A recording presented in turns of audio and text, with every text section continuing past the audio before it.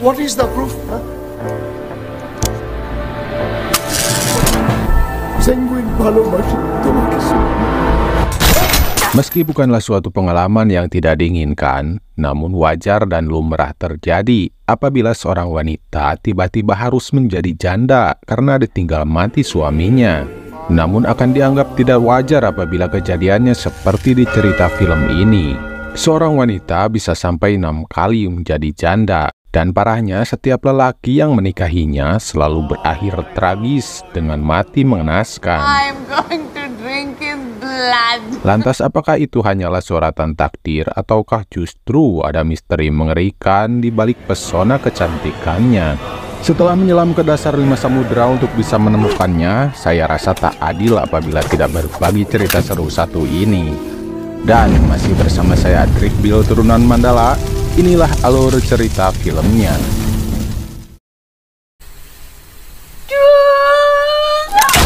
Susana Anna Mary Johannes, si janda yang pernah 6 kali menikahi itu untuk sementara dinyatakan mati bundir, beserta jasad suami terakhirnya yang ditemukan setelah rumahnya hangus terbakar. Seperti itulah kira-kira hasil dari investigasi polisi, dan langkah selanjutnya untuk memastikan bahwa sisa-sisa tulang belulang atau abu jenazah yang ditemukan itu benar adalah Susana, diperlukan penyelidikan lebih lanjut. Maka dokter ahli forensik bernama Arun Kumar dipercaya kepolisian untuk melaksanakan tugas tersebut. I'll do it. Namun ketika Arun pulang ke rumah, sepertinya dokter muda itu tak bisa tidur nyenyak, yang kemudian ia menceritakan kenangan masa kecilnya kepada istrinya yang bernama Andini. Disitulah diketahui bahwa ternyata Arun mengenal betul siapa sosok Susana dan bagaimana kehidupannya di masa lalu. Susana? Arun biasa memanggilnya Nyonya, dan baginya Susana adalah sosok wanita kesepian yang selalu mendambakan cinta dan kasih sayang. Setelah ditinggal mati ibunya saat dia masih bayi, Susana yang malang pun harus kehilangan ayahnya tatkala ia beranjak dewasa. Sehingga wajar apabila dia selalu mencoba mencari figur seorang ayah di setiap pria yang ditemuinya. Sedangkan Arun kecil adalah anak yatim piatu yang diadopsi oleh pria pendek bernama Gunga. Gunga Caca. Kartu as pertama si Nyonya, sosok joki kuda balap, kepercayaan ayah Susana yang juga bekerja mengurus peternakannya. Dan walaupun masih kecil, namun naluri Arun sebagai lelaki tak bisa dipungkiri bahwa ia sangat mengagumi Susana. Hingga suatu hari, pria yang dianggap sebagai saingan pertama Arun pun datang juga. Dia adalah Mayor Edwin Rodriguez, seorang tentara angkatan darat. Ternyata selain meninggalkan harta warisan yang takkan habis dimakan 7 turunan, diketahui ayah Susana juga berwasiat agar putri sematawayangnya itu menikah dengan laki-laki pilihannya, yakni Mayor Edwin Rodriguez. Walaupun dari gelagatnya nampak jelas bahwa Edwin tidak menyukai keberadaan Gunga juga Arun di tempat itu, sebagaimana yang disampaikan Paman Galib, pelayan setia sekaligus kartu as kedua orang kepercayaan si Nyonya. Sedangkan kartu as ketiganya adalah Bibi Maggie, sosok pembantu yang sekaligus berperan sebagai ibu juga teman bagi Susana. Selain teman-temannya yang lain, yaitu beberapa ekor ular kobra yang sengaja ia pelihara di dalam sebuah sumur kering di dekat rumahnya. Singkat cerita, Susana sudah menjalani hidup baru bersama Mayor Edwin. Begitupun kehidupan Arun seketika berubah setelah Susana yang baik hati dan tidak sombong, kemudian menyekolahkan Arun agar memperoleh pendidikan yang layak. Sehingga wajar apabila cinta Arun kepada Susana semakin dalam, bahkan dia memujanya bagaikan sang dewi. Meski sekilas kehidupan Susana terlihat sempurna, tak kurang sesuatu apapun dari segi materi, apalagi setelah menikah dengan Mayor Edwin yang gagah perkasa segala-galanya, namun tentu saja dia bukanlah pria sempurna. Di balik kegagahannya, justru Edwin dinilai sebagai lelaki membosankan, posesif yang dipenuhi rasa cemburu dan curiga. Seperti ketika suatu malam beberapa tahun kemudian, Susana diajak suaminya ke pesta yang dihadiri rekan-rekannya sesama prajurit. Yang diketahui, Mayor Edwin beserta pasukannya baru saja mendapatkan penghargaan setelah berhasil menyelesaikan misi penting yang sayangnya mengakibatkan si Mayor harus kehilangan sebelah kakinya, memaksanya untuk menggunakan kaki palsu. Masalah muncul ketika salah satu dari prajurit muda meminta izin untuk mengajak Susana berdansa bersamanya. have the pleasure of the dance? Penampilan Susana yang indah dipandang mata memukau para hadirin, sontak saja membuat Edwin tak kuasa menahan panas api cemburu. Dan sebagai seorang senior, tentunya ia dengan bebas meluapkan amarah kepada junior yang dianggapnya lancang itu, hingga kemudian bahkan amarah Edwin terbawa sampai ke rumah. Perlakuan kasar pun harus diterima Susana yang dianggap sengaja tebar pesona manakala kondisi fisik suaminya kini tak lagi sempurna. Meski demikian, wanita itu nampak masih bersabar, tetap mengabdi sebagai istri yang baik bagi suaminya. Namun kesabaran Edwin yang setipis tisu kembali memicu keributan ketika keesokan harinya dia terjatuh saat Edwin menaiki kuda. Dan Gunga yang tak terima melihat temannya disiksa malah diajak berkelahi oleh si Mayor. So you want to fight, huh? Meskipun kalah tinggi, namun Gunga tak mau mengalah meladeninya untuk bertarung menggunakan cambuk. Dan walau dengan kekurangan masing-masing, pertarungan tetap berlangsung sengit. Hingga naas, akhirnya cambukan Edwin mengenai mata Gunga yang membuatnya harus segera dilarikan ke rumah sakit. Tak rela melihat anak buah setianya disakiti, disinilah Susana nampak sudah kehilangan kesabarannya. Meski Gunga kehilangan satu bola matanya, namun Susana menganggap satu mata saja cukup bagi Gunga untuk bisa menyaksikan apa yang akan terjadi selanjutnya. Dan sudah bisa diprediksi bahwa kejadian mengerikan pun baru saja akan dimulai. Arun yang kini sudah remaja hari itu baru saja pulang sekolah ketika ia menyaksikan si Mayor bersama Susana juga Galim berangkat menuju hutan untuk berburu macan kumbang yang konon suka memangsa manusia. Namun siapa sangka saat itu akan jadi terakhir kalinya bagi Arun bisa melihat Mayor Edwin.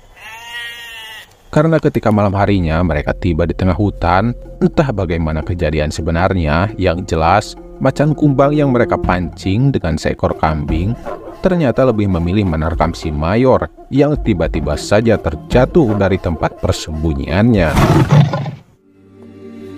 Polisi pun tak bisa berbuat banyak untuk mengungkap kematian mengerikan itu karena hanya sedikit bagian tubuh si Mayor yang tersisa untuk dilakukan penyelidikan. Yang pasti, untuk pertama kalinya kini Susana menjadi janda, dan tentunya peluang besar kembali terbuka bagi Arun untuk bisa mendapatkan cinta sang Dewi pujaan hatinya.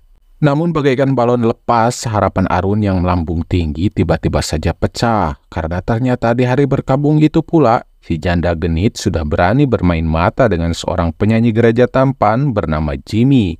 Yang singkat cerita, di gereja itu pula Susana menikah untuk kedua kalinya. Awalnya Susana nampak bahagia memiliki suami yang selain tampan, gagah, juga pandai bernyanyi, mampu meluluhkan hati pelipur lara dengan lagu yang menurutnya ia ciptakan khusus untuk istrinya. Apalagi setelah karir Jimmy mulai naik daun sebagai rocker yang dipuja-puja banyak penggemar, membuat jiwa muda Susana seakan kembali bergelora. Namun bagi Arun, tentunya Jimmy hanyalah berdebah beruntung yang ternyata perlahan kebusukannya pun mulai terungkap. Dimulai ketika seorang musisi dari band Jimmy sebelumnya mendatangi Susana, meminta royalti atas lagu yang kini populer dinyanyikan Jimmy, dan disitulah terungkap bahwa lagu yang Jimmy bilang ia ciptakan sendiri khusus untuk istrinya itu, ternyata bohong belaka. Tak sampai di situ, karir Jimmy yang semakin melejit membuat dia lupa diri, juga lupa bahwa dia sudah beristri. Hingga ketika Susana menggerebek kamar apartemennya, dia mendapati dua wanita sekaligus yang menemani suaminya. Bahkan, si Nyonya juga mengetahui bahwa Jimmy kini mulai terjerumus main suntik-suntikan. Karir si rocker pun seketika berantakan. Kini Jimmy hanya seorang pecandu pesakitan yang jangankan membahagiakan istrinya, bahkan untuk bisa terlihat kembali hidup normal saja, dia harus pura-pura bertobat. Susana yang sempat memberikannya kesempatan, akhirnya dibuat geram, habis kesabaran. Ketika kemudian dia didatangi seorang inspektur polisi, dan disitulah terungkap bahwa demi mendapatkan kembali barang haram yang diinginkannya, diam-diam Jimmy telah menjual pistol antik, benda tak ternilai harganya bagi Susana, karena itu adalah warisan dari mendiang ayahnya. कीमती चीजों की कीमत नहीं हुआ करती inspector. Walaupun anehnya, Susanna kali ini seakan tidak lagi mengekang keinginan Jimmy, membiarkan dia melakukannya sesuka hati, hingga suatu malam, lonceng kuil kembali dibunyikan, pertanda kejadian mengerikan akan kembali terulang, sama seperti ketika saat-saat terakhir si Nyonya kehilangan suami pertamanya. Dan benar saja, keesokan harinya Susanna resmi menjadi janda untuk kedua kalinya setelah Jimmy ditemukan sudah tak bernyawa di sekitar tempat pemakaman dengan gitar serta mainan haramnya. Polisi pun tak bisa menyatakan bahwa itu sebuah pembunuhan karena sekilas pandang saja mereka bisa menyimpulkan bahwa Jimmy mati karena overdosis. Setelah kejadian itu, Susanna yang berupaya mencari ketenangan jiwa sepertinya dia bermaksud untuk memperdalam ilmu agama. Namun alih-alih bertemu pendeta sesuai agama yang dianutnya selama ini, si Nyonya malah kepincut seorang penyair muslim, boleh dibilang pendakwah juga guru agama bernama Wasiullah Khan, yang dengan kata-kata mutiaranya mampu menyejukkan hati jamaahnya. Begitupun dengan si cantik Susanna yang kini berpenampilan layaknya seorang muslimah. Dan seperti biasa, tak perlu waktu lama, dengan sekali senyum saja Susanna mampu memikat hati Wasiullah Khan, yang singkat cerita, si Nyonya pun menikah untuk ketiga kalinya. Jiwa yang selama ini gersang kini berubah sejuk menenangkan. Seperti itulah kira-kira yang dialami Susanna dalam menjalani hari-hari pernikahan ketiganya. Namun sayangnya itu hanya sementara waktu saja. Wasiullah memang sangat puitis, lembut memperlakukan istrinya di kehidupan sehari-hari. Namun pria itu seakan berubah menjadi orang berbeda tatkala ia bersama istrinya sedang berada di atas ranjang. Terungkaplah bahwa Wasiullah sebenarnya seorang masokis yang burungnya tidak akan berdiri tegak apabila tidak mempraktikkan BDSM. Dan walaupun tidak menyangka bahwa suaminya seperti memiliki kepribadian ganda, awalnya Susanna seperti biasa berusaha untuk sabar. Meski para pelayannya tak tega melihat kondisi si Nyonya yang kini bagaikan seorang petinju dengan luka lebam di mana-mana. Segala upaya dilakukan untuk menutupi luka lebamnya, yang semakin lama, semakin sering, semakin parah pula luka-luka yang dialaminya. Bahkan ikhtiar pengobatan serta persembahan pun sudah dijalani, namun Wasiullah tetap saja tak kunjung sembuh dari kelainannya. Meski tidak ada bunyi lonceng kuil pertanda kematian, namun akhirnya pada suatu malam, trio maut kembali beraksi. Kali ini mereka menggali kuburan, sementara si Nyonya dengan pesona kecantikannya memancing Wasiullah agar mengikuti kemanapun ia melangkah. Seperti sengaja menantang pria itu untuk mencoba sensasi baru. Kemudian Susanna menuntunnya menuju ke liang lahat. Sejak saat itu begitu juga hari-hari berikutnya, Wasiullah si penyair masokis itu pun tak pernah terlihat berkeliaran lagi di muka bumi. Dan Susanna resmi menjadi janda untuk ketiga kalinya. Sebenarnya bisa saja Susanna memilih cara lain agar terbebas dari penderitaannya. Kapan saja ia bisa pergi meninggalkan suaminya, namun jawabannya ada di cerita Paman Galib. Tentang Susanna kecil yang sehabis pulang sekolah, dia dihadang seekor anjing galak di pertigaan jalan. Alih-alih mengambil jalan berbeda, Susanna lebih memilih menggunakan pistol bapaknya untuk menghabisi anjing galak tersebut. Dengan kata lain, jiwa brutal si Nyonya sudah nampak sejak usia dini. Lantas siapa korban si Nyonya selanjutnya? Jawabannya adalah ketika hari itu Susanna mengikuti balapan dengan kuda serta joki andalannya, yakni Gungga. Setelah beberapa kali putaran dan persaingan sengit, akhirnya kuda Susanna pun finish di urutan pertama. Kemudian seorang tamu kehormatan ditunjuk untuk menyerahkan trofi juara, yakni pria bernama Nikolai Vronsky, kepala bidang iptek dari kedubes Rusia, yang disinilah bola itu dibuat terpana dengan pesona si janda. Bahkan Nikolai bersikeras untuk bisa jalan bareng makan malam dengan Susanna. Sedangkan harapan Arun untuk mendapatkan hati si Nyonya kembali musnah. Tentu saingannya kini semakin berat saja.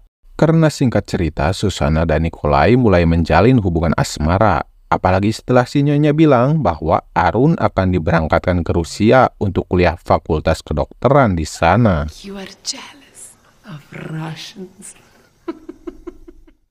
Sedangkan Susana yang masih berstatus pacaran dengan Nikolai saja sudah mencium aroma-aroma ketidakjujuran serta gelagat mencurigakan dari bule Rusia itu. Dimulai ketika Niko kedapatan bisik-bisik menelpon seseorang dengan bahasa Rusia. Selain itu, Susana juga mendapati dokumen penting milik Nikolai yang kali ini kecurigaannya mengarah kepada bahwa pria itu sebenarnya double agent yang sedang memata-matai proyek pengembangan tenaga nuklir di India. Meskipun demikian, hubungan mereka tetap berlanjut. Bahkan Susana yang awalnya menolak diajak menikah dengan alasan sudah jera akibat pengalaman buruk pernikahan sebelum-sebelumnya. Namun akhirnya si Nyonya luluh juga setelah Niko dengan berbagai alasan terus merayunya. Singkat cerita, India sukses melakukan uji coba nuklir. Namun bukan Hiroshima dan Nagasaki yang hancur, melainkan hati Arun Kumar sendiri. Setelah Susana menerima lamaran Nikolai yang kemudian menikah untuk keempat kalinya, sementara Arun jadi diberangkatkan ke Rusia.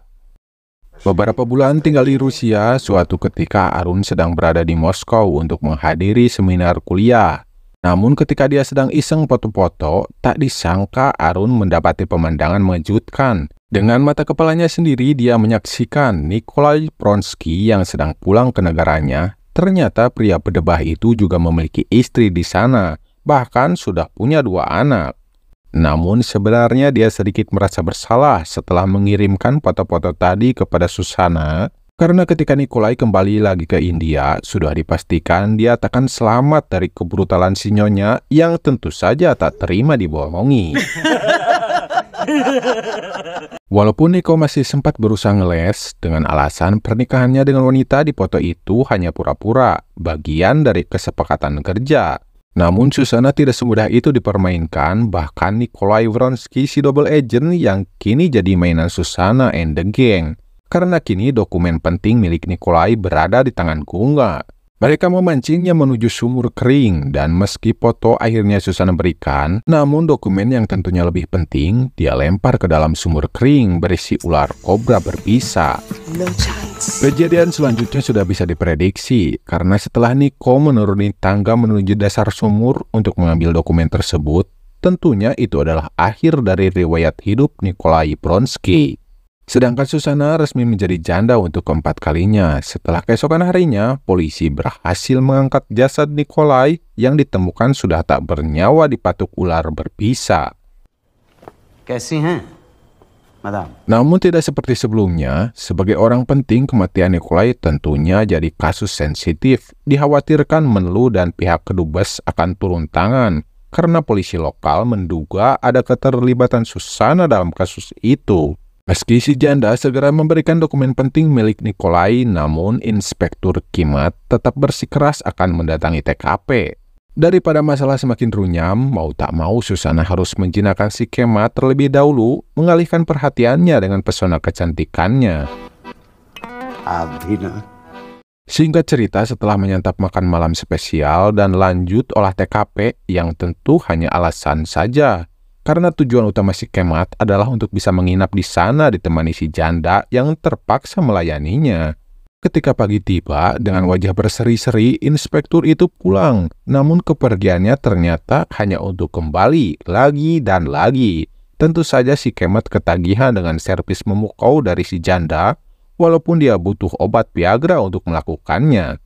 Sampai suatu ketika, inspektur polisi itu merasa tak bisa lagi hidup tanpa si janda hingga dia nekat menceraikan istrinya.